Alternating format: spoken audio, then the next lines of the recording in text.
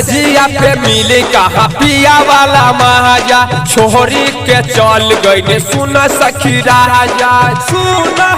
सखी राजा सजिया पे मिले कहा पिया वाला महाजा छोरी के चल गई सुन सखी राजा दिल के भीतरिया उठे लहरिया महारे झाक छोड़ कि पिया मोर चल गइल कलकतिया जहाँ सबतिया बसेले कि पिया मोर चल गइल कलकतिया जहाँ सबतिया बसेले डीजे टहलका डीजे टहलका डीजे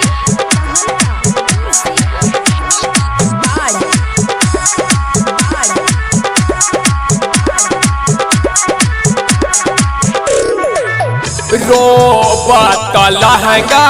सारी रोबत साया दानी को न आइले साखी पिया बाके माया अभी ले न छुटल हाथ के में हदिया चल गइले छोड़ पिया अपन में हरिया नींदे नहीं आवे रात भर जागे करी जागी भोर कि पिया मोर चल गइल कलकतिया जहाँ सबतिया बसेले कि पिया मोर चल गइल कलकतिया जहाँ सबतिया बसेले डीजे टहलका डीजे टहलका डीजे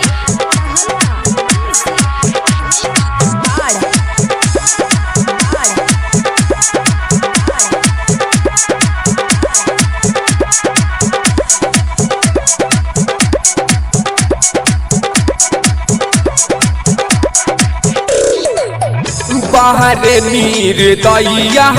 मिलल हमारो मराद हो चढ़ले जवानी के न बुझले दराद हो कतना बताई सखी हमें अपन दुख हो आज ले न मिलल पिया रौशन से सुख हो विक्रम शीला से कुछ नहीं मिला कोई दिल डोल